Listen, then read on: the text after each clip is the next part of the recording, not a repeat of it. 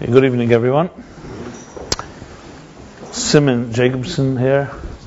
I welcome you all.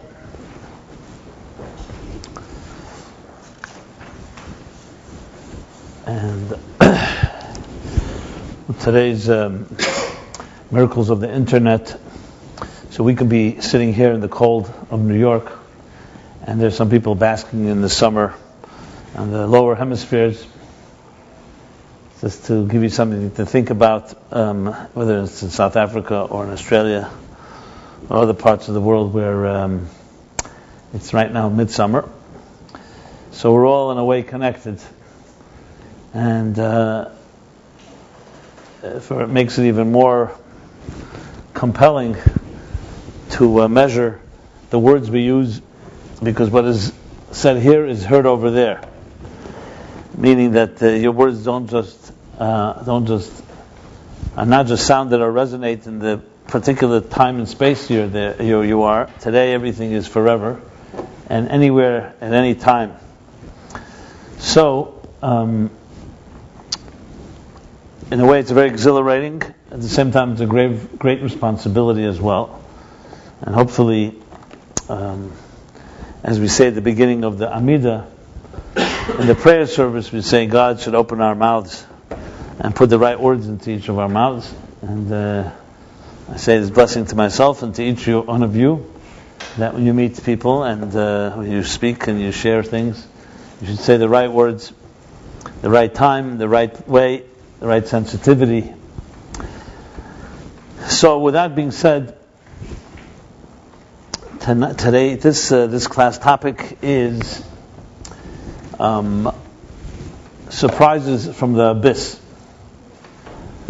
Messages from within the belly of the beast. Sounds intriguing? Okay.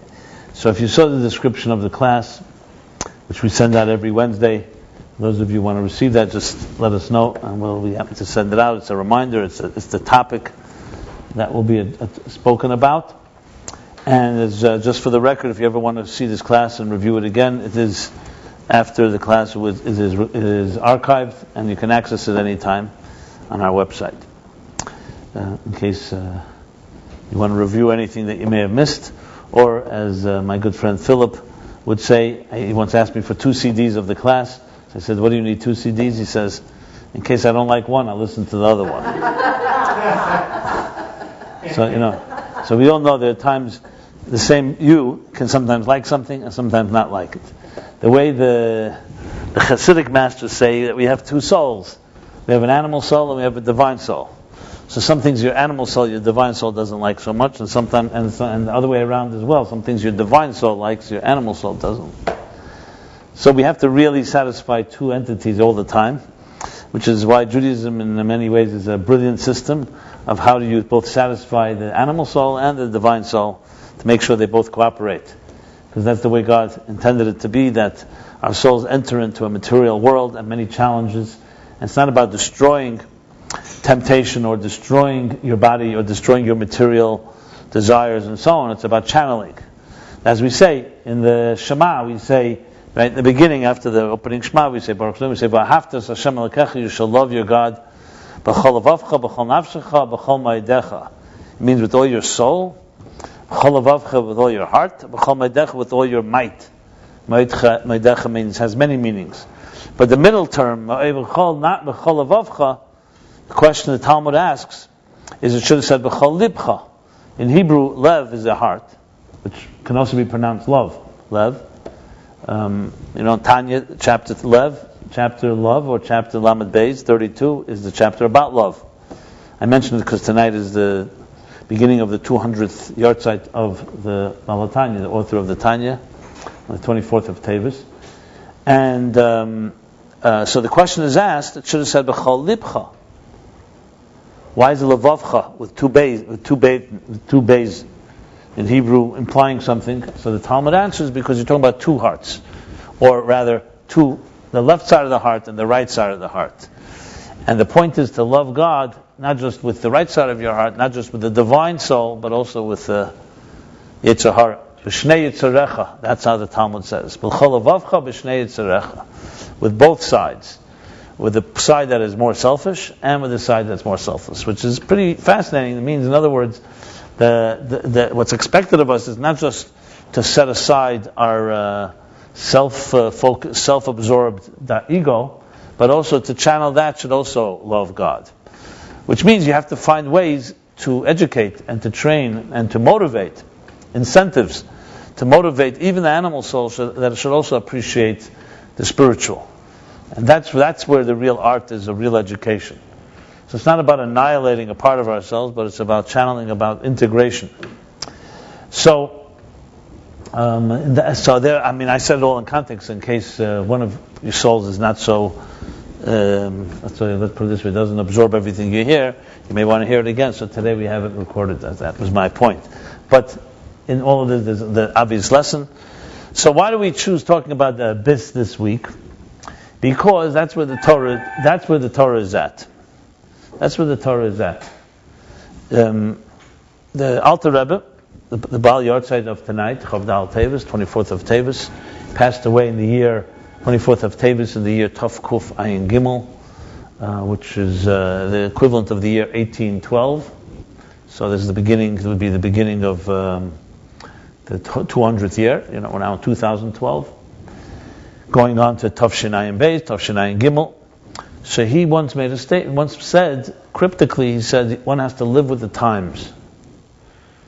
And the Hasidim were left wondering, what does that mean? Now, no one considered that it could have meant the New York Times, because there was no New York Times then. And not that they would have cared even if there was one.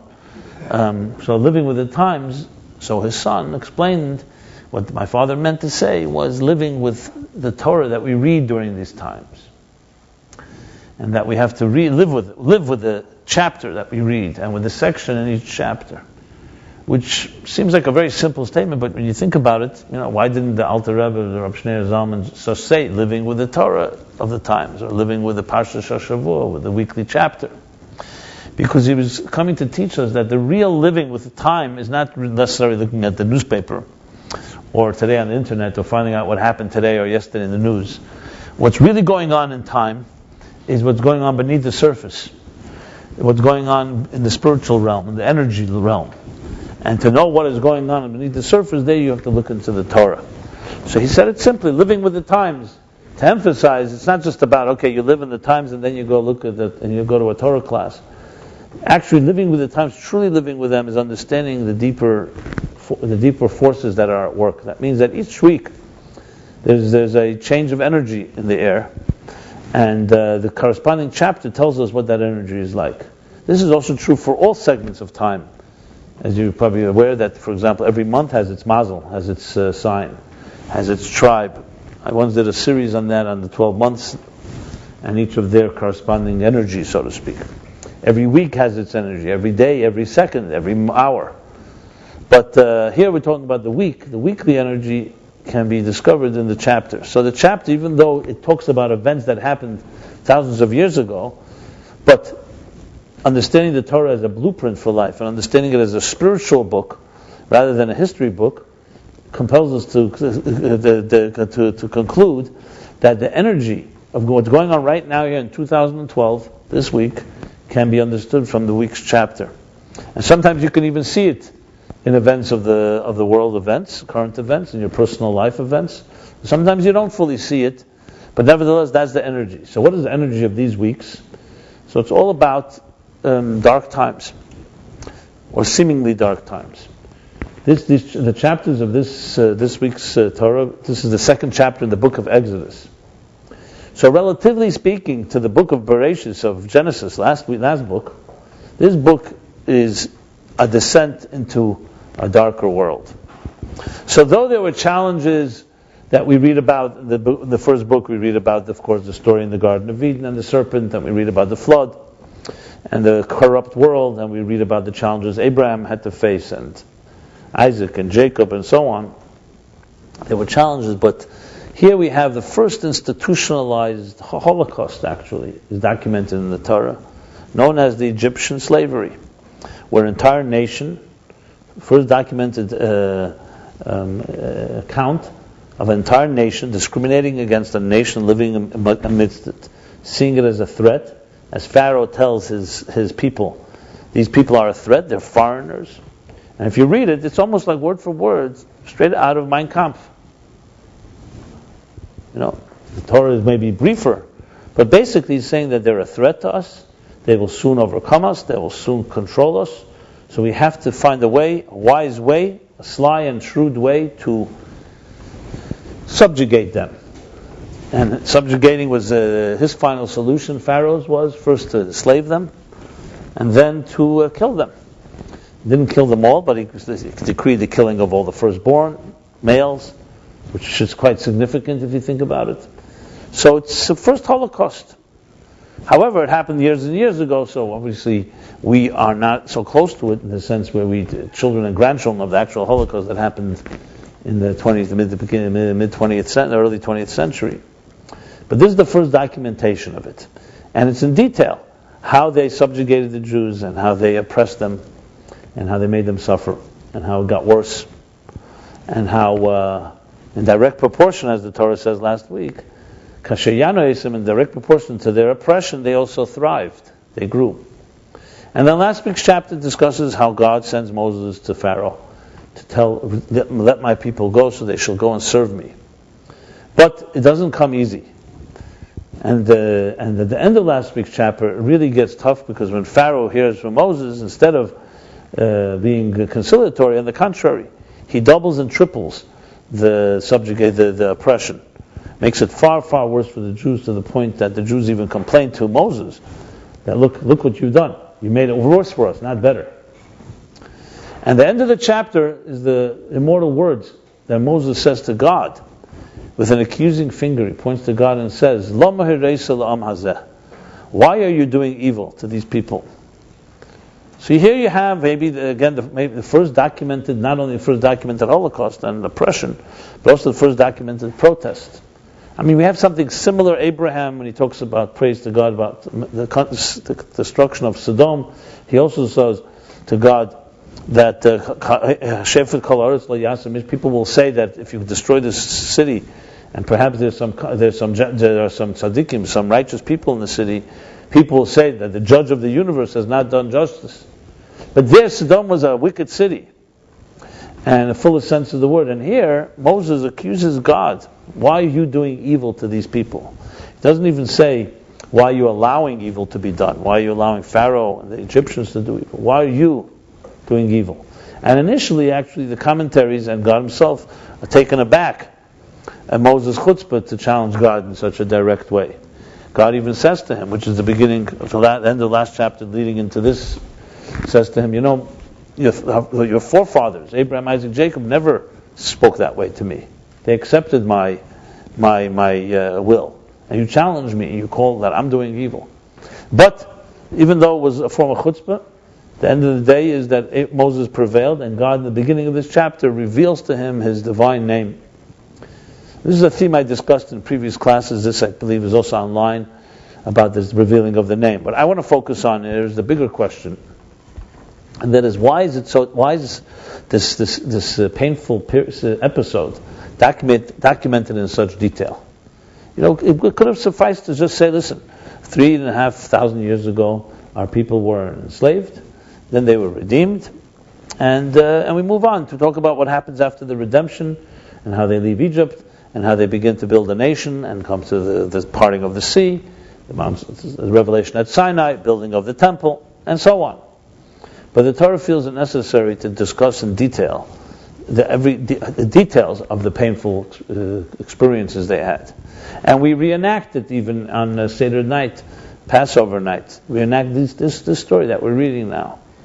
We reenact it by eating the bitter herbs. It's supposed to remind us of the bitterness.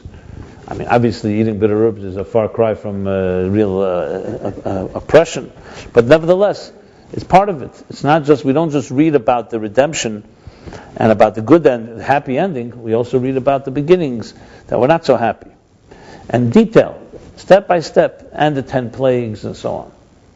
Again, there are many themes in this chapter that I have discussed in the past. The 10 plagues, a few years ago, I discussed the 10 psychological plagues that each of us endure in our lives that are like cause and effect from our own challenges. and many other themes that are covered in this chapter. What I did not discuss, which I'm going to do tonight, is this whole issue of why this is all documented in detail. As I said, it's one thing they lived through it, but why do we have to relive it? And especially in context of what I mentioned before, that we have to live with the times. Why would we have to live now with the negative times? It's one thing, yes, obviously we remember, we appreciate, we don't take for granted our gifts, our blessings, our miracles, our freedoms, that we are today a nation. But why do we have to, in a very painstaking and detailed way, go through every step and how every year we read this? And this becomes the energy of the week, to read about painful suffering and difficulties and challenges. And the answer is obvious. They say, good question is half an answer. They say, Shalas Chacham Chetz Tshuva. The question of a wise person is half an answer. You give it a little thought, and it's obvious what the answer is. The answer is because precisely the Torah is not a book to make us feel good. The Torah is a blueprint for life, meant to address our lives, to be applied to our daily lives as we live them today. And part of life is pain, and part of life is darkness, the shadows of life. So the Torah doesn't mince any words. It's not just saying, okay, there's a happy ending. That would be nice if it was a movie or a book or anything else that's trying to soothe us. The Torah is coming to tell us that we're not the first to have suffered. People have suffered before us, and people are our own ancestors, our parents. And not only did they suffered greatly. And in many ways, the Torah documenting this suffering is really documenting you and I and our pain that we go through in our lives.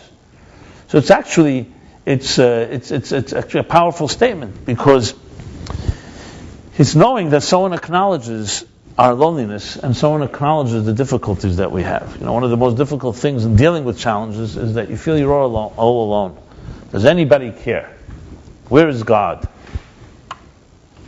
When we're in a difficult situation, that's one of the biggest challenges. It's not just the difficulty, it's that there's no support. Nobody understands, nobody can relate, nobody is interested in a person who's is in despair or dark. People like to hang around people who are not suffering. So one of the big challenges, and I've mentioned it many times, is the loneliness. The Eicha Yoshva Bodad, when Jeremiah opens up the book of Lamentations, and he describes the destruction of the temple, of all the things that he begins lamenting is Eicha, woe to the city of Jerusalem that she sits alone. More than the killings and more than the destruction and more than the exile, she sits alone. That's how he opens. Because you see, when we feel we're not alone in our challenges, that alone gives us strength in knowing that someone's with us. Like a simple documented element that is known today. Very simple. Someone, God forbid, is in a hospital and they have visitors. In contrast to someone who has no visitors, that affects us, our health. It affects our immune systems. No one should know of it, but it affects our immune systems when you have people visiting you, when you know there are people who care about you, thinking about you, who are there for you. Obviously, they may not have a direct medical intervention, but it has an effect on your mood, has an effect on your willpower, has an effect on your will to fight, and has an effect on your immune system. So the fact that we know that we're not alone in a situation, that alone gives us strength to fight a situation. When you feel alone, you feel despair. You feel like it's hopeless because there's no one around. How will you ever get out of this mess? That makes this compounds the problem far greater than the original issue.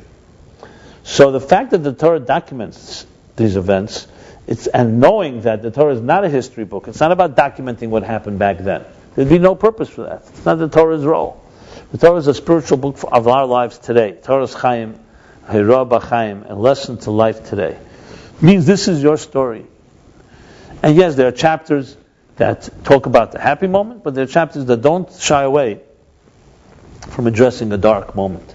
And it's not meant to make us feel worse, it's actually meant to make us feel better, because it addresses it in detail and talks about what it's like, and it defangs the enemy in a way. Know thy enemy is a big part of healing and fighting an enemy. A big part of any strategy in any war is espionage. It's sending scouts. It's intelligence. And finding out what is the enemy made of. So you can fight and battle in a wiser way. The same is true psychologically. Every enemy that we have within us is more powerful because of the unknown, because of its subterfuge, because of its emotional debilitating effect on us. So when a person is, God forbid, in a difficult situation, their mind is clouded and their emotions take over. You get overwhelmed by the situation. So beyond the problem is that you don't know what to do. You have no idea because you can't look at the enemy then. When you're emotionally trapped in its clutches, in its tentacles, it's very difficult to fight. Think of it like, just the analogy I'm giving. Think of it as an actual battle. That you get so paralyzed when you see the enemy because you don't know how powerful that enemy is. They attack. You can't even have the strength and the vigor and the willpower and courage to fight. So a big part of any battle in any sort of form is know thy enemy. Know that, shine the light. And that alone gives you clarity and often actually weakens the enemy simply in your perspective because you see it's not as big as the monster is not as bad as it seems. When you don't know what it's like, what the enemy is like, then you can exaggerate its power, and its power becomes far, far greater. So, in both ways, the greatest way to fight a war is to hide your intentions, because the other side can never know what you really have, what cards you carry. So, psychologically speaking, understanding darkness is very much what these chapters are about. It's about revealing their power and essentially defanging them in the process. Because as you understand their power, you can look at it straight in the eye, take the bull by the horns, and do something about it. Because to use the example which I am describing tonight's class in the email we sent out, is as I just mentioned, when a person is caught up in any emotional situation, and this is for good or for bad, emotions by nature turn you subjective because you have interest, you have self-interest, you love someone, or you're afraid of someone, or of a situation. You're drawn to something, or you are repelled by something. As soon as you have those emotions called attraction or repulsion, love, hate, some reaction, immediately your judgment goes down. It's a given. You just have to simply know that as a fact. That your judgment will go lower. Because right now you're emotionally impacted. If you're not impacted by it, so then you're looking at a situation, you look at the wall. It doesn't impact you that there's a wall in this room here. It doesn't cause you to be afraid, or doesn't cause you to be happy, it doesn't cause you to anything. So you're able to study it dispassionately and objectively and understand it. But as soon as emotions come into play, and I'm not trying to suggest that emotions are a bad thing, as we'll discuss in a moment. They're not bad, they're very healthy, important. But it's important to also know they have something, and they also have pros and they have their con. The con of an emotion is it blinds you. And it can blind you to the point of complete distortion, or at least a little distortion. That's how it is. As soon as there's self-interest. Which is why it's so critical in any given situation we have called transparency, full disclosure. Whether it's a journalist, or a scientist, or a judge, you have to express and qualify or disqualify yourself, recuse yourself if you have interests, or at least tell people so they make a decision and say, okay, based on my conclusions or my statement are based on the fact that I am so and so, and I told you transparently what my interests may be in this situation. That's called a person of integrity, of honesty. But this is particularly challenging when we're talking about emotions that are dealing with difficult situations. Because when a person is in a difficult emotional state, and there is despair, and there's anxiety, and there's fear, and there's all the unknowns, the distortions are very powerful. And more importantly, you can't even sit down with a person and say, listen, let's document all your distortions. They're not in the mood of sitting down and documenting. They're not in that place. That's part of what fear is all about. Fear is a situation when you're in that place, you get paralyzed by it. You can't really see clearly. So therefore, it's a tremendous gift if someone can show you what darkness looks like when you're not in its clutches. And that's why the Torah documents these episodes, because it says, okay, now we're not in Egypt right now. We're not in physical bondage. We're not being oppressed in the way they were oppressed. So you can study it, and study more or less like the science of suffering, if I can call it that. What I mean by that, I mean to say you can look at it more dispassionately and more objectively.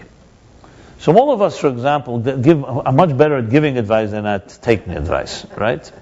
Especially, we're very good at giving advice in situations that we ourselves don't even follow our own advice. Why is that the case? A very simple reason. Because when you are in it, you're subjective. And then you minimize and you distort and so on and so forth. And you may even know that you're doing this. But that's how powerful the subjectivity of emotions is. When someone else is, it's not you, and they tell you a situation, your mind is at work, and you're not emotionally invested. As a result, you can give objective advice, and good advice. Same person who can be, in their own particular personal situation, do everything wrong, can give brilliant advice to someone else. It's not hypocrisy. It's because here your emotions are affecting you, and here they're not. Simple as that. Now, obviously, it would be great if you could apply it to yourself, but that's why we all need to have an objective person to go to that can help us see clearly when we ourselves are trapped in that place. So this isn't like shouldn't be a disturbing thing. It's disturbing if you find it all right and it's all perfectly fine, and you can be screwing up your whole life while you're giving other people great advice. But so the fact that when we study these ideas in the Torah, the world of darkness, actually what we're doing is like that espionage. It's intelligence. It's here now that you're in a situation where you're calm and you can sit calmly in a couch or in a chair, or sit in a Torah class or online in a bubble bath watching this, and so on. I always like to say that. I don't know, does anybody take bubble baths anymore? I like the visualization. It's a very interesting visual. So and we can sit in the comfort of our own environments and talk about darkness. And if you have certain strength, obviously it's not meant to depress us. It's about understanding its power. Even that what I've just said right now, that the first thing you know that darkness, shadows, and anything that is emotionally difficult will make you subjective. You can hear it much easier when you're in a calm state. It's very hard to tell that to someone who's is at that moment very anxious or very aggravated or very nervous. Try it out. When I was younger, I tried it out. It didn't work well. Telling somebody who was really angry and upset to say, listen, emotions affect you and you're now right now very subjective, and please, they get even angrier when they hear that, But when you're in a state where there's a relative calm, you can talk about it. And don't think it's meaningless, because it prepares you. It doesn't mean it will suddenly give you control over all your emotions, because the fact is we do get overwhelmed. Emotions have that power. But what we call, psychologically, can be called a cognitive life raft. When you cognitively appreciate something or understand it well, so when you do finally ultimately face it, you will have a little more in your arsenal to deal with it. Will it completely solve the issue? Probably not. But it helps. Just like intelligence, and I'm using again a physical example of physical war, intelligence and espionage and surveillance and all the research. Does that mean you're going to prevent war? Hopefully you could. But even if there's a war, but you go in with a whole different attitude and confidence, because you understand the enemy better.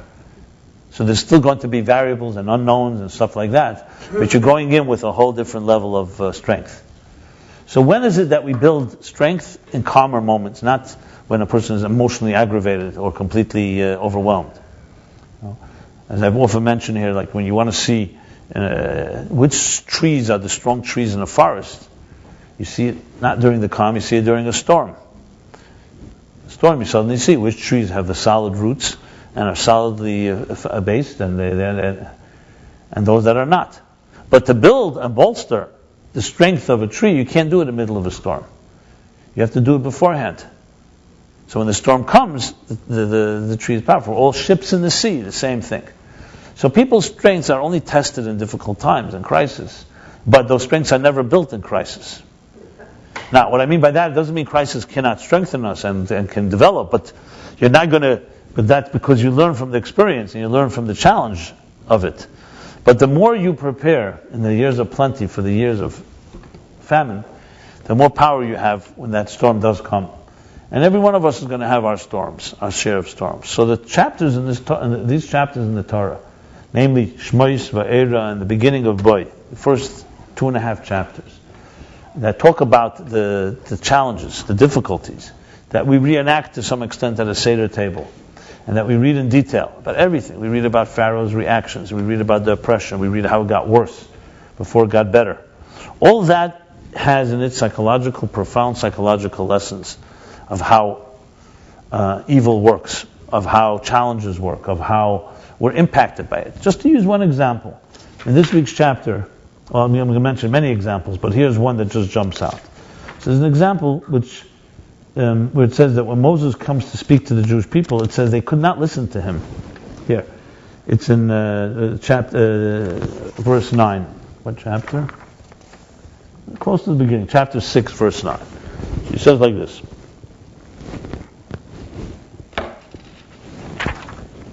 And if you read it, and just take away the names and the country, and tell me this is not the story of our lives when we're in certain situations. So it says like this: when things got worse, after Moses announced the redemption, which meant the promise that God said that it will be redeemed, the scoffers and skeptics succeeded in demoralizing the people and making them despair of being redeemed. And Moses relayed God's message via Aaron to the Israelites, but they did not listen to Moses because of their anguish of spirit, evinced by their shortness of breath, which had made them despair, and because of the harsh labor. They were skeptical of Moses' promise. So in Hebrew it's shorter. It says, they didn't listen to shortness of breath, from the hard labor. So if you think about this, I mean, it's always easier, as I said, to think about others than yourself. So that story with one of the Rebbes, someone came to the Rebbe Marash, the fourth Chabad Rebbe, Reb Shmuel was his name, and said to him, I have a friend who's ashamed to come to you. He did something really bad, and he wants to have a way of some advice how to repair it. And he's ashamed to come to you, so he sent me. So the Rebbe Marash said to him, with a twinkle in his eye, he said, why wasn't he ashamed to come to you?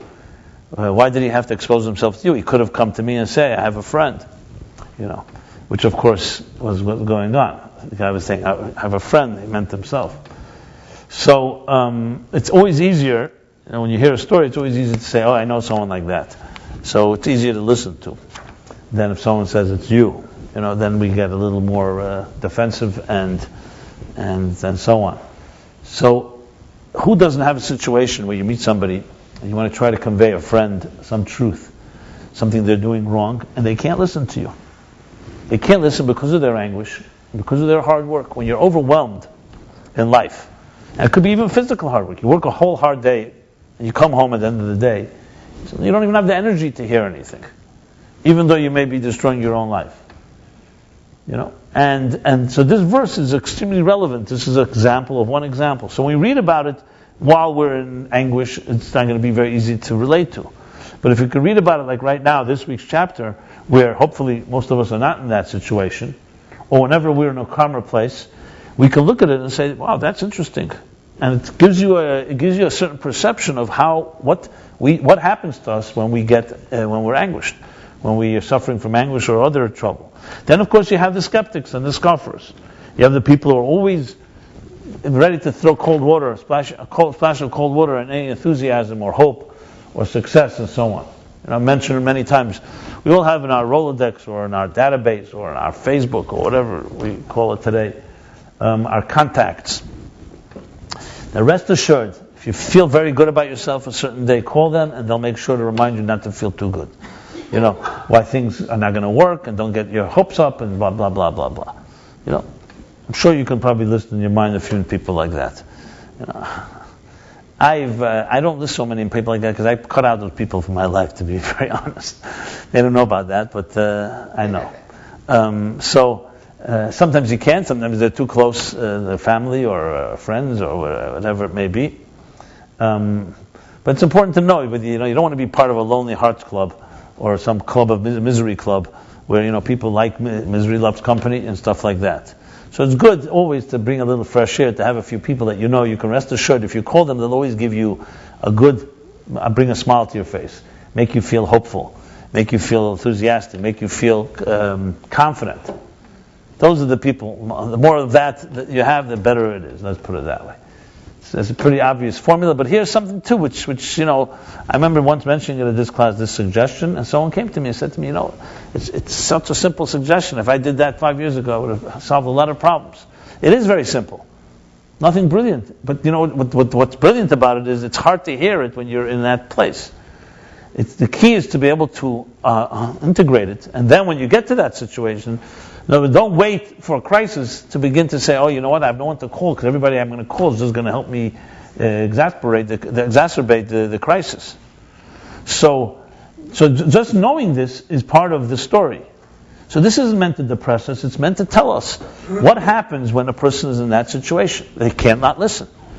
What happens? There'll be skeptics. There's always that. And then, of course, it tells us a solution. There's a Moses. There's a message of hope, of faith, and so on.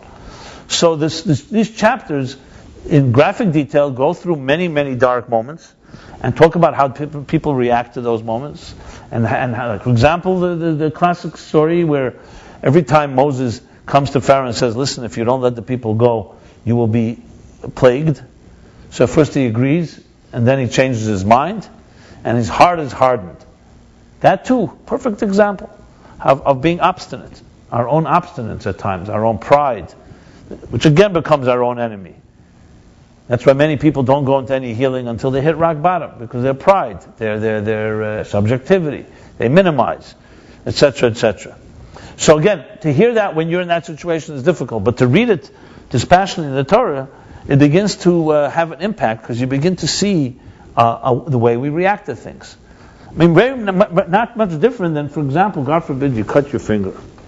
We're talking about a minor cut. So there's certain things that will happen to every finger that's cut. It's going to bleed, and at some point, in most healthy situations, the blood will clot.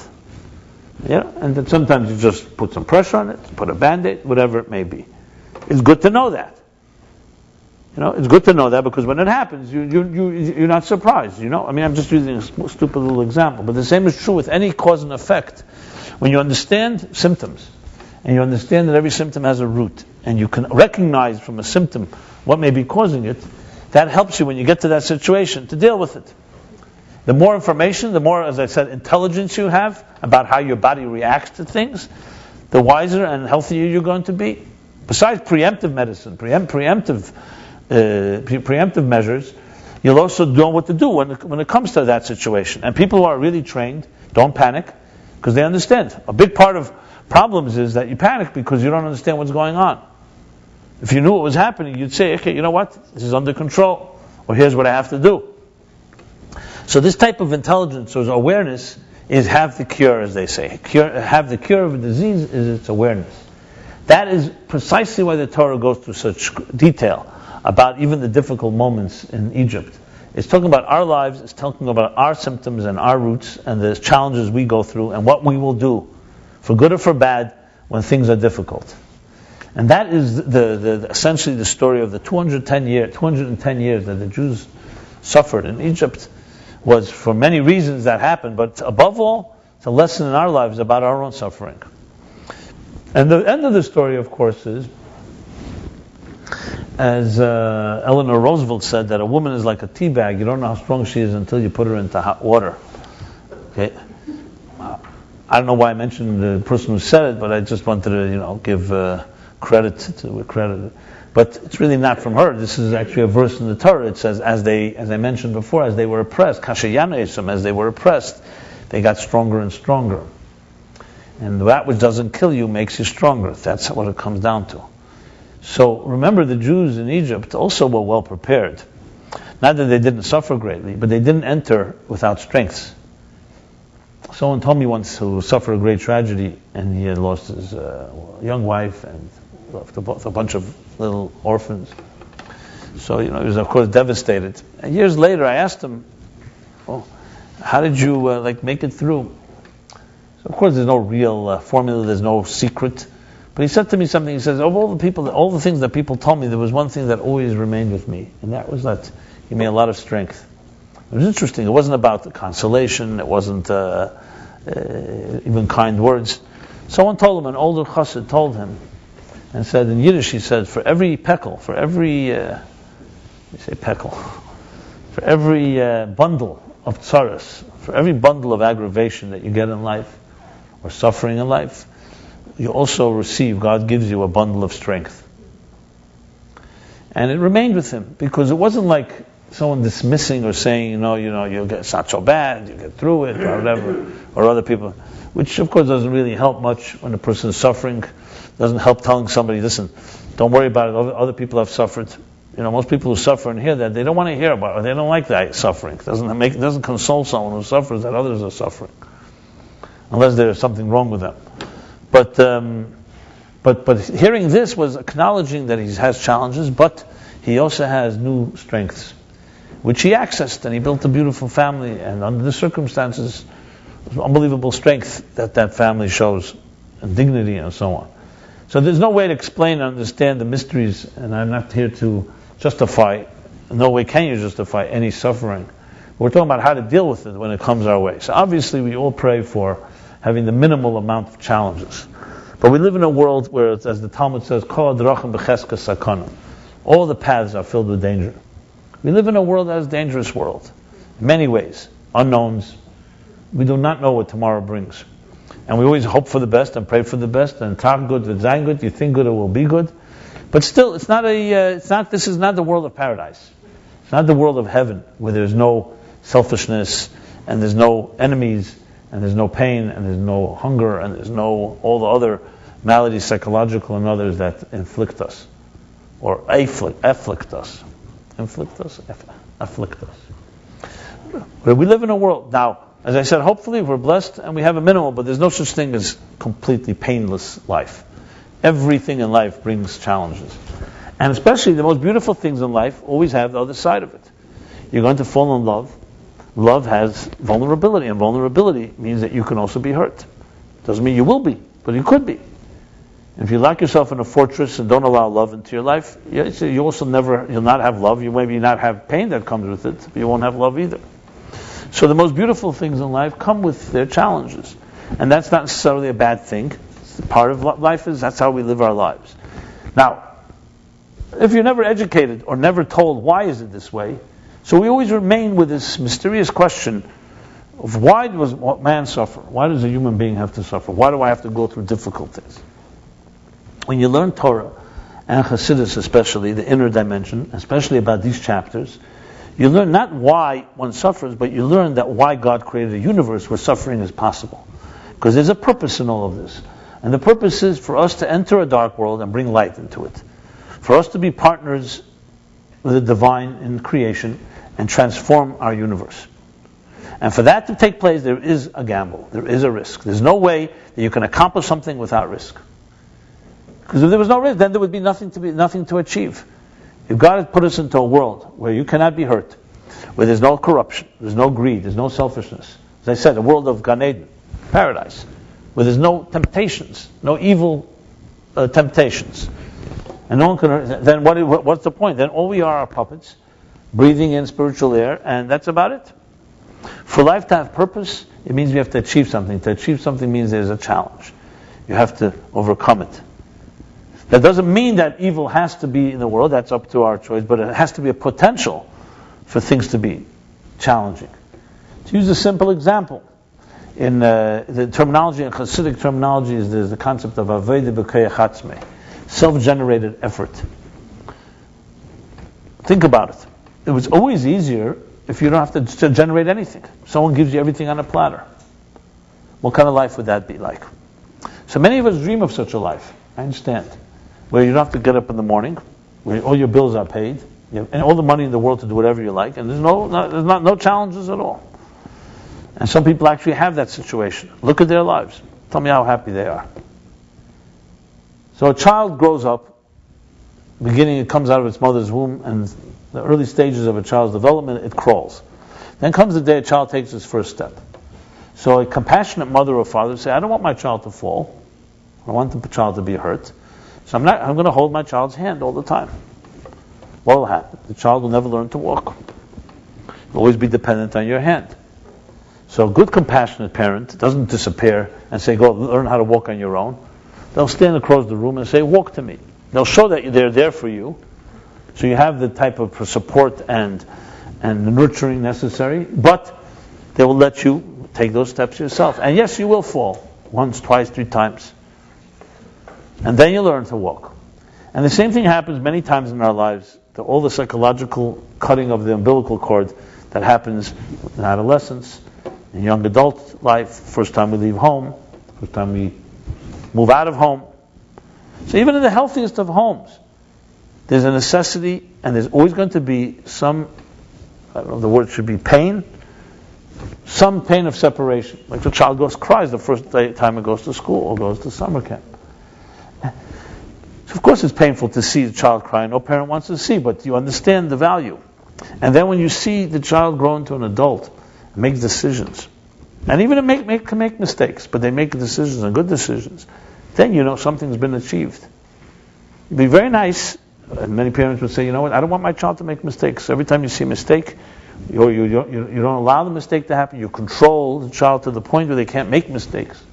What do you end up having? You end up emasculating and completely disempowering an individual. So wisdom is required. How do you balance showing support and nurturing while also letting someone be independent? And not in a contrived way, true independence. Not an easy thing to do. So God also didn't find it that easy. In Kabbalistic and Hasidic terms, God concealed His presence for us to be able to learn to walk on our own and to achieve something. Now He knew very well that concealing His presence can cause a lot of problems, because people may deny that He exists, and once they deny that there's an integral unity, they can start hurting each other. And they have hurt each other. But for God, the need for us to be independent and make independent choices is more powerful and more important than the risk of the pain that may come as a byproduct. That's how important our life is. Think of it that way.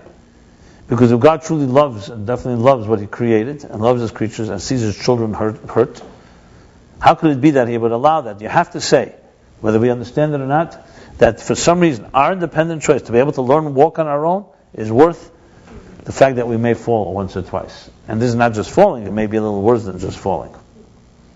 So this is not a justification, but it's an explanation of purpose of existence. The purpose of now, the truth, just for the record, Hasidic masters and many teachers and many great leaders even cried out to God and said, why did you have to make it this way? You could have given us the benefit of self-generated effort without so much pain. You're God. You could have figured out another way to do it.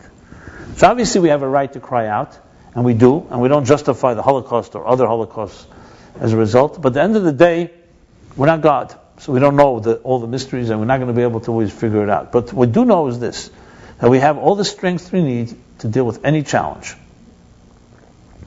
And if someone said this to us 3,000 years ago, you could say it's a nice thought, but there's no proof. But the Jewish people are walking proof, are living witnesses. They went through the bondage in Egypt, and they did not get destroyed. So remember, we read through all the details of the difficulties, but the end of the story is that they made it through. And they have children and grandchildren sitting right here in this room tonight, and all over the world that talk about it. And we're the grandchildren of Pharaoh and his henchmen. And many of them at the bottom of the Red Sea.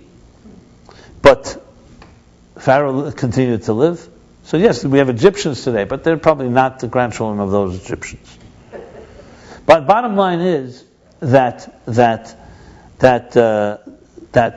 Jewish people are living witnesses to the fact that there are strengths even when there's difficulty. And the odds that an Abraham, one man, and one woman, Sarah, should have a child, and the child should have a child, and we should be here almost 4,000 years later and telling the story, are beyond astronomical. So today it doesn't require just plain faith. We have proof in the pudding. You have living proof that people can get through challenges. Who would have believed in 1945? Read articles and newspapers. And the news about the Holocaust and its extent. It was known even beforehand, even though many people may believe they didn't know. But when they really saw the extent of it, what do you think the predictions were? Where 18 million Jews, 6 million wiped away, 12 million left, and those 6 million happened to be hundreds of thousands of leaders, of teachers, of rabbis, of people who preserved the integrity of Judaism. What do you think people thought it was going to be? So if you were a scientist, social scientist, an anthropologist, you would predict that within the next generation or two there will be no Jews left. And that's exactly what most people predicted. That there would be any renaissance, there would be any recovery, was completely impossible to even imagine. Remember, this wasn't just the destruction of so many people.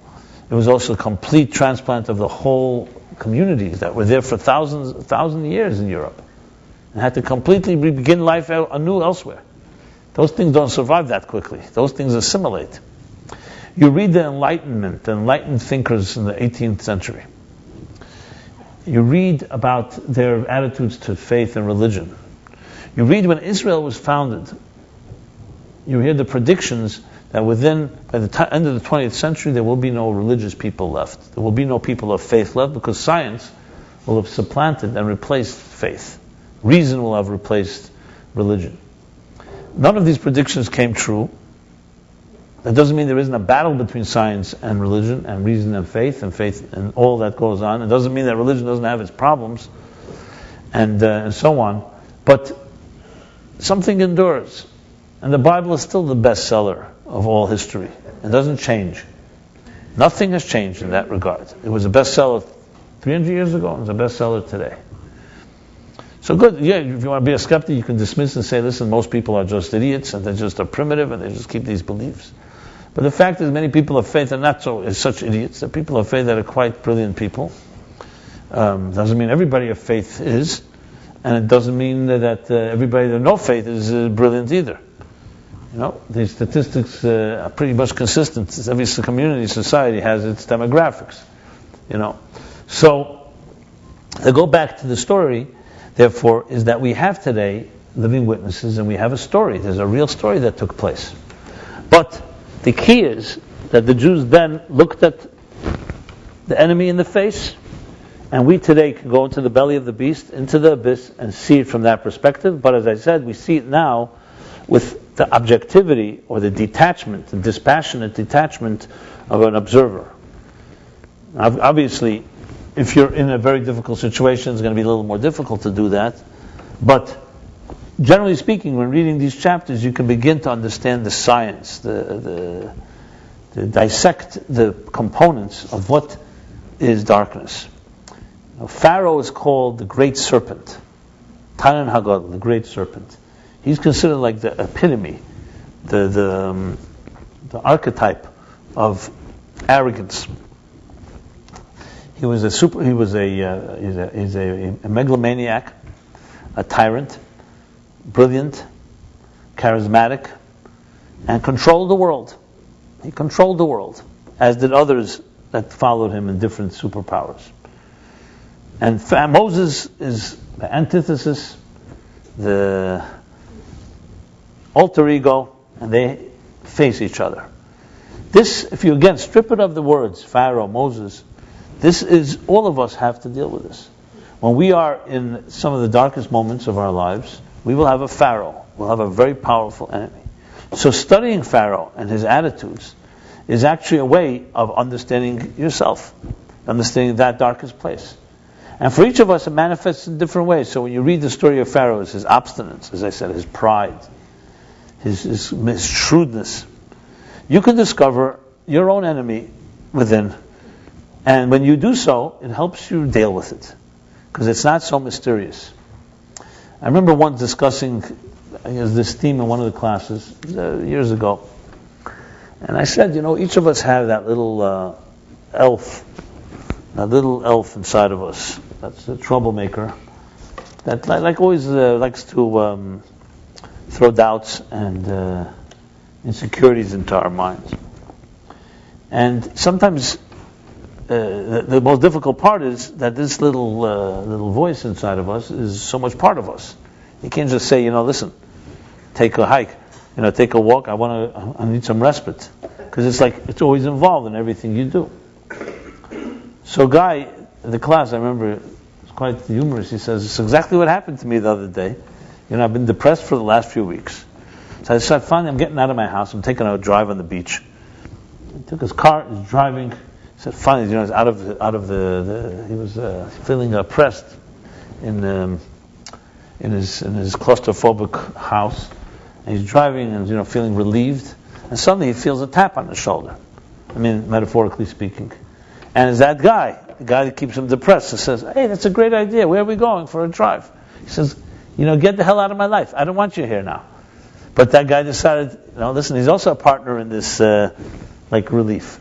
So we all have these little partners inside of us that are always showing up, not when we necessarily need them, and but understanding them can help you deal with it when it happens. Because as I said, big part of the problem is not always the problem, it's what you do to solve the problem, or what you don't do, to be more accurate. And we all have our shagasan, we all have our quirks, we all have the stuff we do that we become our own worst enemy. So the understanding of the different dynamics, and I mentioned a few of them, number one is that we don't listen. But the time you need to listen most is when we listen least. And sometimes the other way around too. The time when we shouldn't be listening, we listen too much to the wrong people. So what it does is it creates this type of it's almost like an insider's club. Where there's a conspiracy where your own darkest voices tend to know how to keep you in that place far too long. So understanding the forces of this and understanding how to counter it is a critical component. And that's essentially what the story of these chapters are. So to give a few more practical examples from within, and I'll sum up what I've said so far because I just scattered it, but it's really a little more organized than it appears. Number one is that any emotional state is going to lower your clear judgment. Just like they tell you about alcohol. Drink alcohol and it's going to affect how you drive. There's no such thing as an exception. The same thing is any subjective emotional state, especially an agitated state, especially one where there's a lot of where you freeze up, where there's fear and so on. That of course has the biggest impact of all. And how much impact? Better always to exaggerate more than you think, because to minimize it is also part of the problem, which is the second thing that happens. You start minimizing. The Talmud says a person sees all faults except their own. It's very easy to see a blemish on someone else's face. In your own face, first of all, you don't see your own face until you look in a mirror. And when you do, it's easy to minimize. Now, I know some of us do the opposite. We exaggerate and we maximize all our own faults. That's another problem. But the bottom line is, these are things that are direct result of that emotional state that we're in. So the third thing, the solution therefore is to get some objectivity. If subjectivity is what is blinding you, then what's the counterforce is to get an objective opinion. That seems pretty simple. If you are minimizing or not seeing certain blind spots, you need to get some clarity. Now, as I said, it's difficult to begin the process while you're there, but it's not so difficult if you preempt it. It's like an insurance policy. If you have friends, if you have people who you know before a crisis, so there's someone you can call upon. Very difficult when you're overwhelmed to suddenly say, okay, what am I going to do now? And this also applies to something maybe a little subtler than suffering per se. There's another form of suffering in life, which is the silent suffering. One thing is sometimes things that you feel at a given moment, a certain particular anguish or fear or something really disturbing you, and you're conscious of it and you're aware of it, and it's affecting you directly. But there's also a silent fear that affects us even when we don't know it's affecting us. Take, for example, the area of relationships. So I met someone a few days ago. They came to see me, and they said, I'm having a real catch-22 situation. I'm getting older, and I'm terrified I'm not going to find my partner. And that alone is causing me to behave differently. When I go on a date, it affects me. So there's a certain type of underlying forces, there's a certain undercurrent in the area of, let's say, love. So there are times you may feel a deep void and want to really find the person, your soulmate, that you can be with and love the rest of your life. But there are times you don't necessarily feel a void. That doesn't mean it's not there. It just means you may be busy with something, you may be distracted, or things happen to be going well. You went to a nice party. You feel good for a day. So there's a whole slew of subliminal fears and underlying forces that also affect and shape us. And they don't necessarily rear their head until you feel, until in a way you're already stuck in a situation. And that is an equally, that may be even a bigger challenge, because as the Baal Shem Tov says, there's darkness and there's a double darkness. Haster, aster, panai. There's concealment and there's a double concealment. The darkness conceals the fact that it's dark. So it's one thing when you're in a situation and you say, I don't know. There's another situation where you don't know that you don't know. Far more problematic. Because, look at our society, for example. How important is it to find your eternal partner in a loving relationship and a healthy marriage and building a family? How important is it exactly? So most people, if you ask them this type of abstract question, they'll say it's very important. But then let's break it down a little. So if it's that important, what age exactly is the optimal age to do this? So once upon a time ago, in a more traditional world, the age was early 20s or even younger. Today, someone that in a regular secular environment that thinking of getting married in their 20s, something's the matter with them. What are you talking about? Responsibility, career? So what exactly is the age if it's so important? And we live in a society that's very hard to answer that question. Ask people in their 40s and 50s, they'll say the 20s is the right age. Ask people in their 20s and 30s, they'll say the 40s are the right age. So it's an interesting problem, because once you're 50, it's like they say, when by the time you're old enough to know your father was right, your children are telling you you're wrong. The joke goes. So the point is, I'm not suggesting our parents are always right. It's just it's a matter of cliche. So the thing is that there are things in life that we have no clue how important it is. In a scale of 1 to 10, how important a career versus a relationship. So of course the immediate answer is, why do we have to? Why are they exclusive? Mutually exclusive. You could have them both. Okay, fine.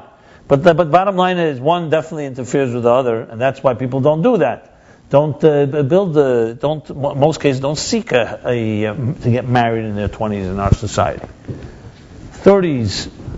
So you have right there a big question that remains like the elephant in the room, that's not really discussed. Nobody has done any real studies psychological, because modern society as we know it is only really 50 years old in that context. These things have changed in the last 20, 30 years, so no one has done real studies. We don't have yet a second, third generation to know the effects on our lives. But everyone agrees that the area of relationships is in crisis. Intimacy is in crisis. People have got commitment problems, right? Who doesn't have commitment issues? Whenever you say today a commitment issue, someone says everybody has commitment issues. It's now like just a given. Well, the fact of the matter is not everybody has commitment issues, just for the record.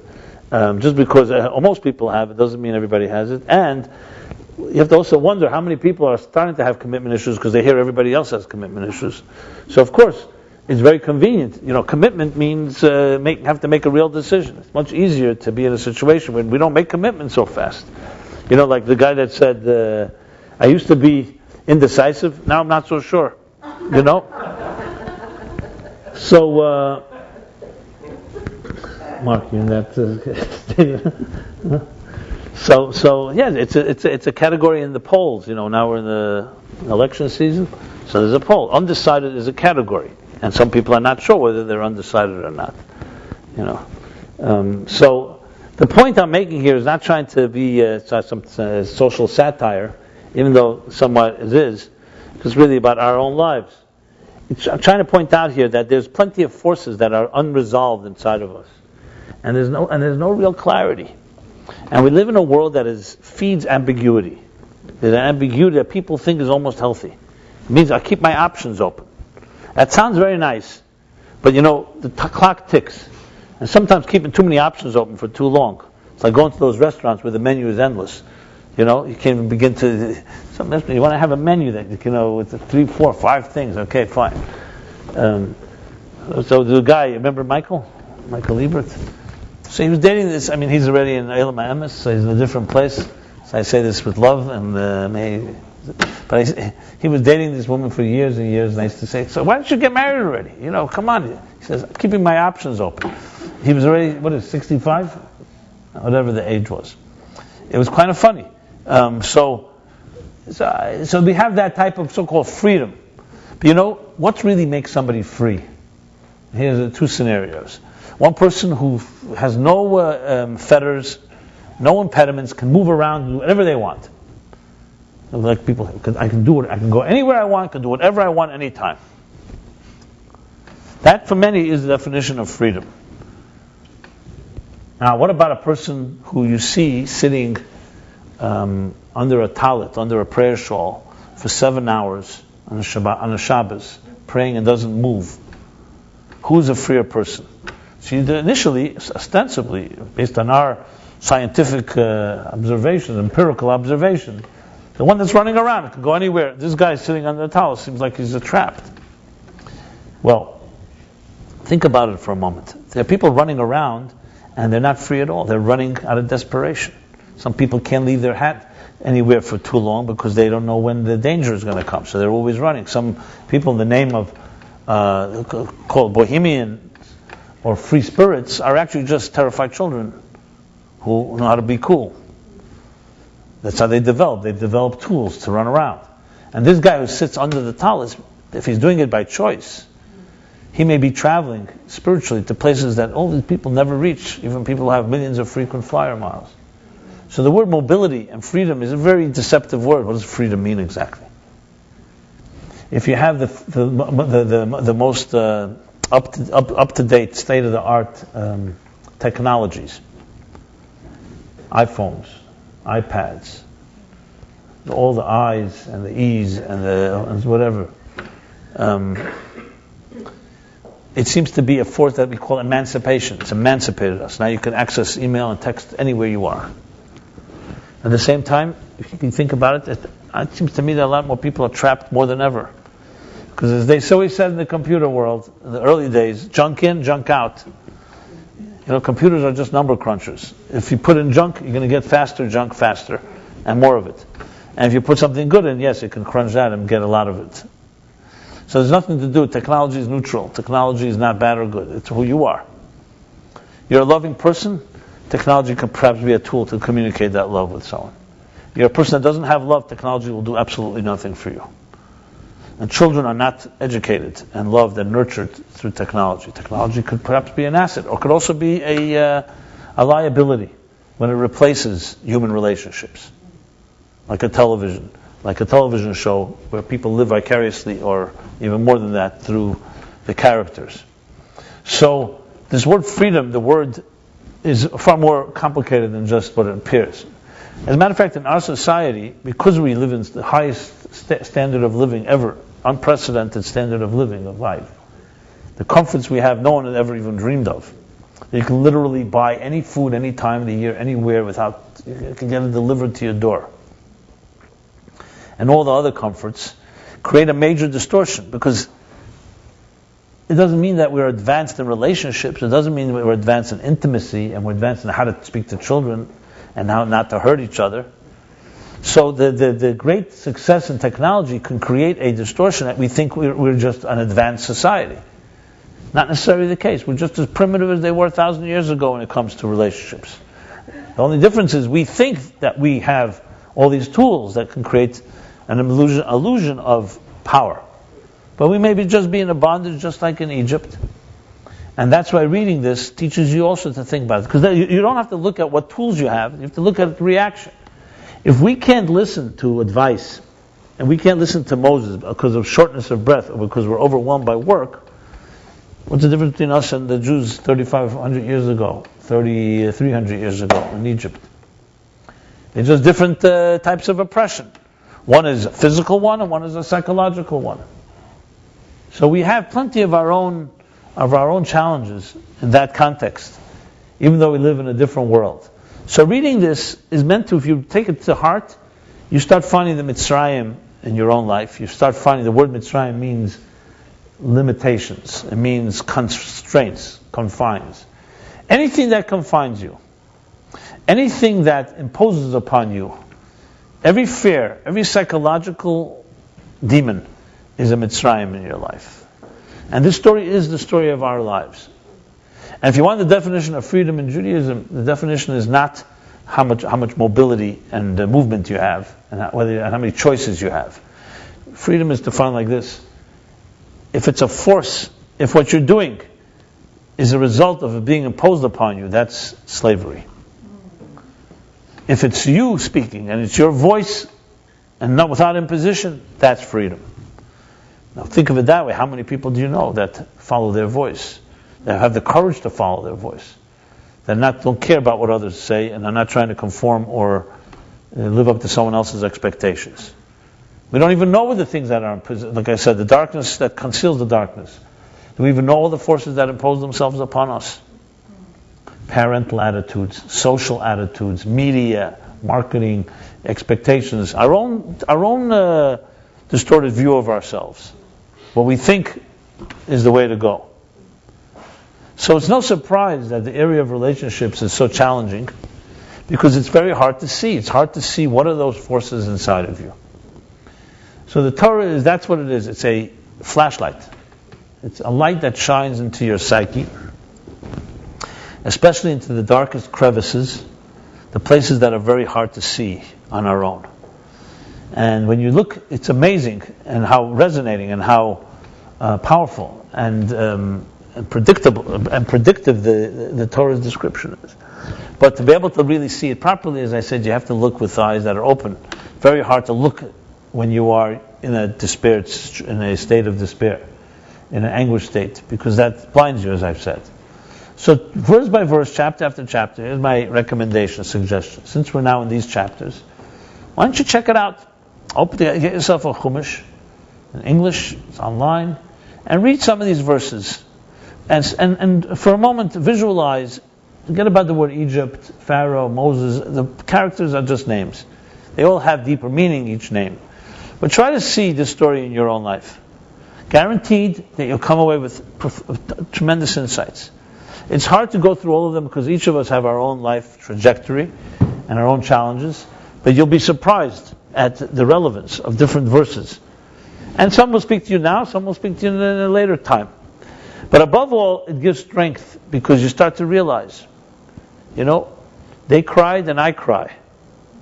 When tears come out of the eyes, the Kabbalists say, tears bathe your soul. So nobody likes to cry for sad reasons. But crying is a very healthy balm. It's a very healthy healing agent.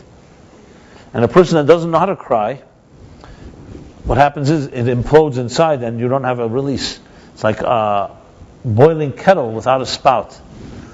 So recognizing even that some things should be expressed, some things should have to open up, is itself freeing. And you come to realize that when you start reading different verses, you'll see how many of them talk literally about our lives. And at the end of it, as I said, gives strength. It's not about, it's not depressing. It actually is powerful. Because you see the enemy.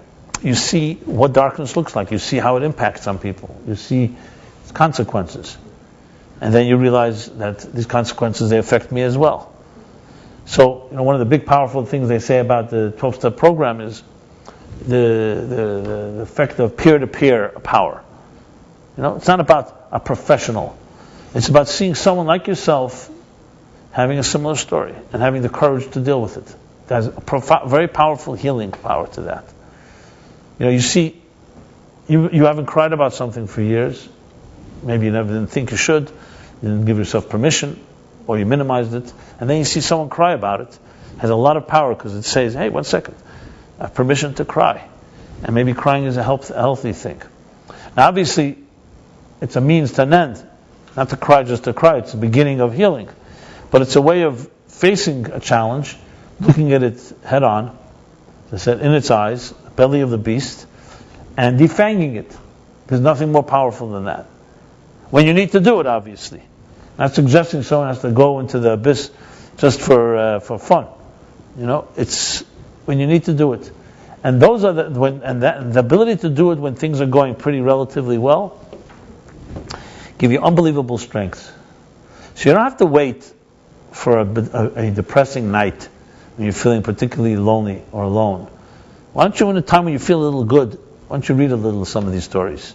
And you realize that that part of you is also there even when it's somewhat dormant, and you can do things to affect it. We all need love in our lives. That's a given. You don't have to wait for the moment when you feel it. Your mind can tell you you need it even when you don't feel it. And that's the time actually when you can reinforce yourself, you can build strengths. Very hard to go ahead when you're desperate, or you feel very, very needy. Because then it distorts your whole attitude to things. It's healthy to look at it when things are going well. You don't have to wait for a crisis, for fire. Many of us have mastered the art of firefighting. We don't have to wait for fires to put out fires. We build these strengths as we are. Now, I don't know how we can remedy social conditions and the structure of how we look at relationships and the priority of relationships in our lives. But I will tell you this. Whatever your age, whether you're 15 or you're 25, and I'm sure there's no one older than that here, right? So whatever that age is, love is a critical component in life, and do whatever it takes to get it as fast as possible. Don't wait, and there's nothing more important, because building finding a partner in life is, besides the fact that what love and intimacy and companionship does, it's two heads against any challenges you come in. It's always better to fight with a partner. So the fact is that's one of the most powerful and preemptive measures to most challenges. Because as I said earlier, the loneliness and the isolation itself becomes a debilitating factor, even though we may not feel it.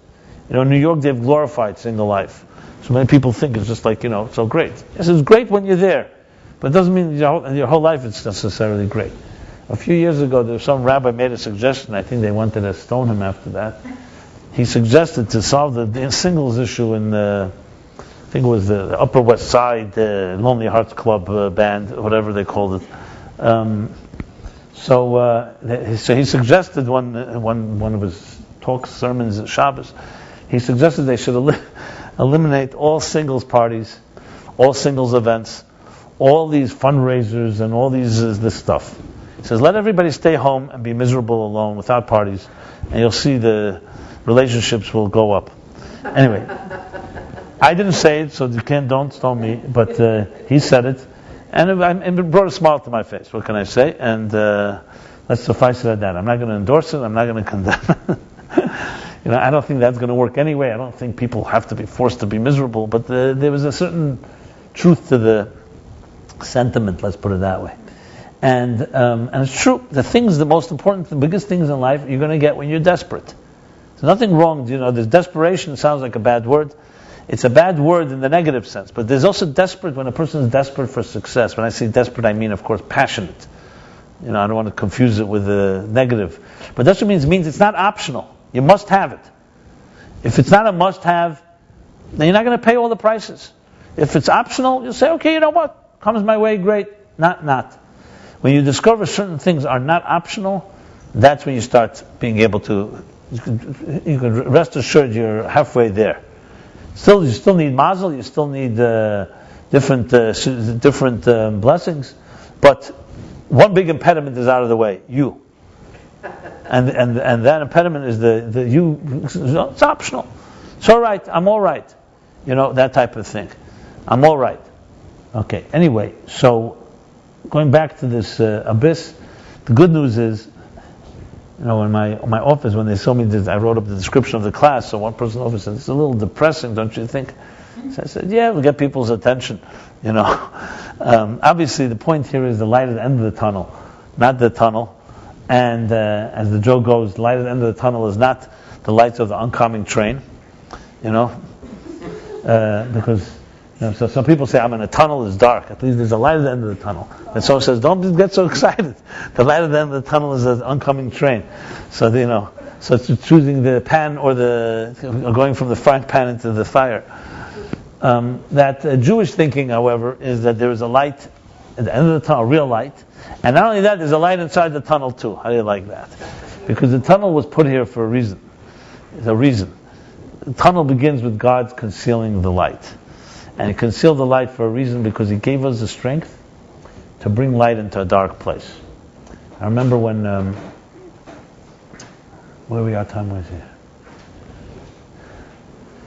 I remember a Rabbi Zalman Posner. He's a rabbi in Nashville, Tennessee. Or he was. Now he's an elderly man, but many years in Nashville, Tennessee. And he told me once an interesting little anecdote, story happened with him when he was a younger man. I say it also because tonight, as I said, is the yahrzeit of the Alter Rebbe. Beginning of the 200th years from 1812, Alter Rebbe is a whole story of his own, a true mystic and revolutionary, and many of the teachings I share here are a direct result of him. So he told me the story of Rabbi Zalman, that he was a student in the 40s here in the United States, and the previous Chabad Rebbe, Rabbi Yosef Yitzchak, had called him into his office, and he had given him, as a teenager, to go to some city, I forgot which one, maybe Chicago, to go on a certain, do a certain mission, to help inspire some Jews in the community there. And being a young guy, he never really did this before. So the Rebbe sensed, he said in me, he told me, this is him telling the story, a tentativeness, not sure, a lack of confidence, surety, self-assuredness in myself. So the Rebbe, who had suffered a stroke, so it was hard for him to speak very clearly, but he used his hands. So he said, when you heard the Rebbe speak, it was very important to see how he used his hands as well, because it helped explain what he was saying. So he said, the Rebbe said to him, in Yiddish, he said to him, when a neshama, a soul, has to go down to earth, it doesn't want to go. The Frierdiker Rebbe spoke very deliberately, slowly, but very passionately. It doesn't want to go down. Why doesn't it want to go down? Because up in heaven, where the soul habitates, up in heaven, it's lichtig und warm. It's bright and warm. And down below, it's kalt and finster. It's cold and dark. So why would a soul want to go from a warm and light place, bright place, a radiant place, to a dark and cold world? So what do we do? What do they do?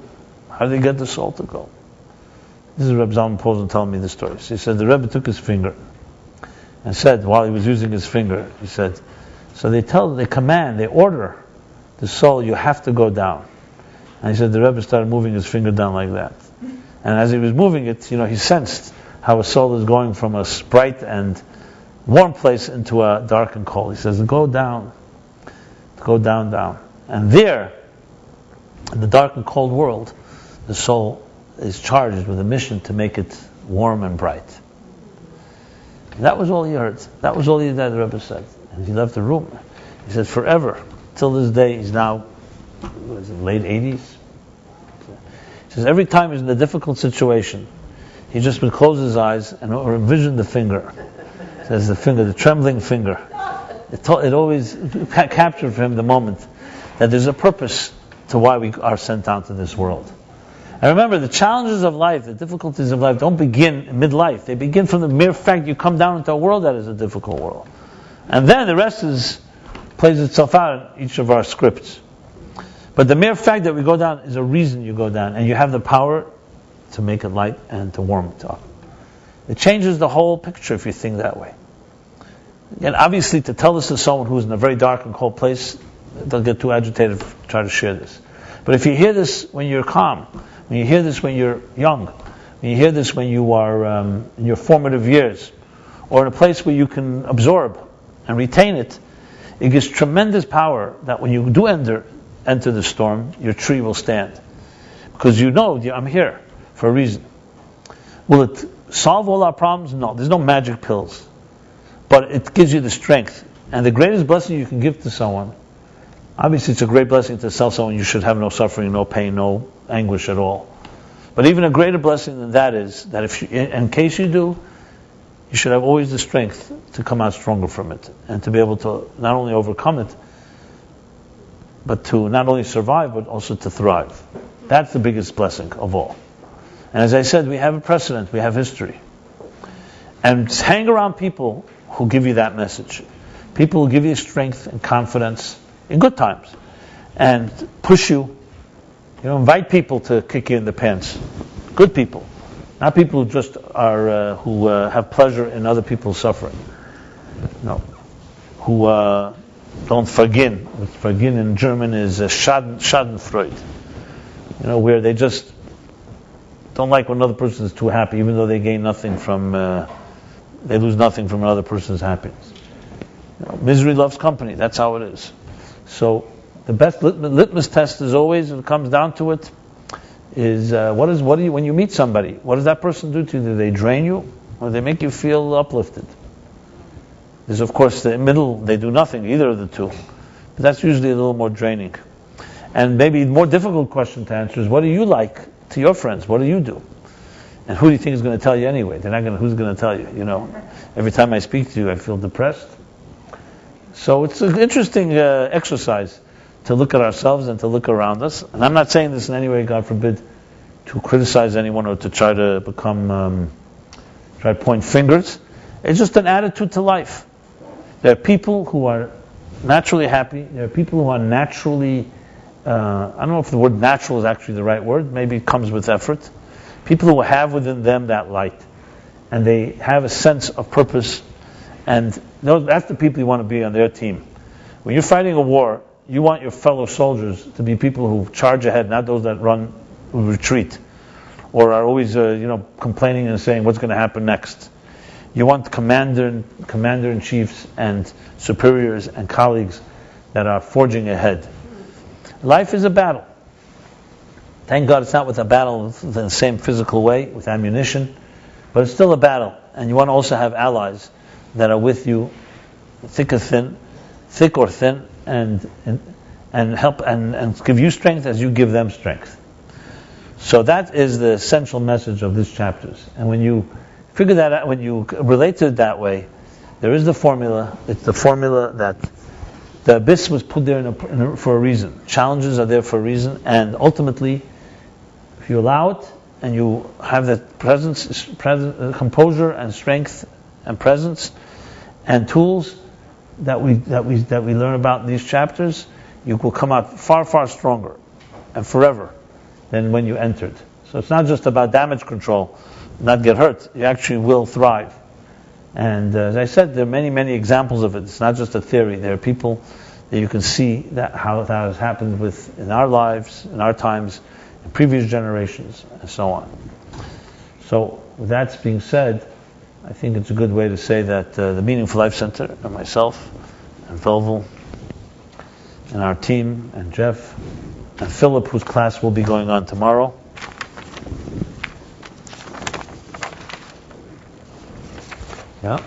are here for you, and hopefully you're here for us.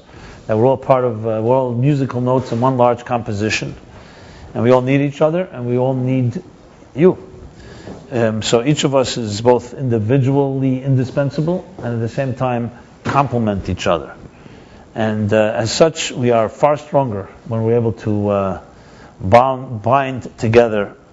Like the analogy given in the Medrash, it says, one stalk is just a reed.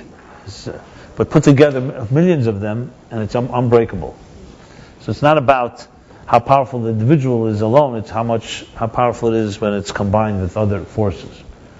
So hopefully we can all find ways to complement each other at the same time, support each other, and that is, I feel blessed to be part of organization and work, my life work, involved with this type of journey of how to bring light into the world in every possible situation. And it comes down to whether you're part of the problem or you're part of the solution. So, and there's no third option. And this case is, I like to believe that I try to be part of the solution, and hopefully that you are all the same. And if we can, through a ripple effect, affect the grassroots in that direction, that's how you solve problems. You get people to be part of the solution instead of part of the problem. So it's a battle. It's how do you get the people from that side, the problem side, over to the solution side. That's our challenge. So everybody you meet tomorrow, every situation you're in, you have that challenge. Besides yourself being part of the solution, looking at the opportunities, how you can inspire somebody else to do that. And I think if we made a commitment to that, think about it, make a commitment the next month to bring a little light into 5 people's lives, but with real goals. And then check it out. Be accountable. Tell me what you feel like after that month. These are real goals, more than all the other goals you make. Financial goals are good, exercise goals, diet goals, etc. But the biggest goals are the ones that feed the soul. And what feeds the soul is giving light, illuminating, bringing warmth, especially where it may be cold and dark. So, also want to say this class is dedicated to Philip. His birthday is this Shabbos. I think he said his birthday is today. Okay, whatever. Shabbos? Chava? Okay, 26th of Tavis. And Philip, of course, is a dear friend. Go back years and years. Both a student of mine, a colleague, a musician. Just told me he played his gig. First time in 3 years. And he gives a class tomorrow night, 7 o'clock. If anybody wants to participate, please let us know and we'll give you information. And as I said at the beginning, these classes are recorded and broadcast live, so you can see them later. And if you haven't signed up, given us your email address, please do that so we can stay in touch. So may this week, which turning out to be pretty cold outside, be a great opportunity to bring a lot of warmth into our hearts and souls, into each other's lives. You should have all a very successful week, and I look forward to see you all the next Wednesday. Thank you very much.